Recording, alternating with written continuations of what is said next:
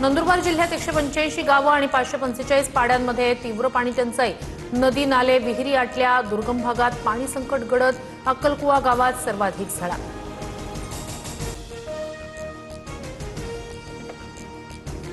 विषारी दारू प्रकरणानंतर पुण्यात राज्य उत्पादन शुल्क विभागाची मोठी कारवाई। सासवड विभागातून विदेशी मद्याचा 1,11,00,000च्या मुद्देमालासह कंटेनर आणि 2 मोबाईल जप्त। आरोपीला अटक।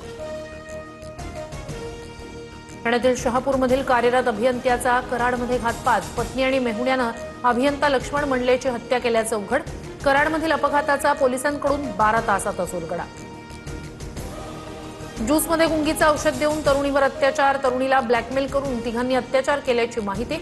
धाराशिवच्या परंडा तालुक्यातील धक्कादायक घटना। गुन्हा दाखल। आरोपी फरार।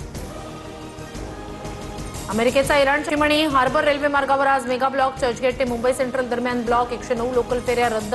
तर हार्बरवर सीएसएमटी ते चुनाभट्टी आणि वांद्रे अप आणि डाऊन मार्गावर मेगा ब्लॉक असणार। केंद्र सरकारकडून रेशन धान्य घेण्यास 15 जूनपर्यंत मुदतवाढ। ई पॉज मशीनमधील तांत्रिक अडचणी आणि धान्याच्या अपुऱ्या पुरवठ्यामुळे मे आणि जून महिन्याचं रेशन नाही। मुदतवाढीमुळे लाभार्थ्यांना दिलासा। वर्तमानपत्रात गुंडाळून खाद्यपदार्थ विकण्यास बंदी। अन्न औषध प्रशासन विभागाचे आदेश। पनीर विक्रेते, औषध विक्रेते, गुटखा आणि पान मसाला विक्रेत्यांचे धाबे दणाणले।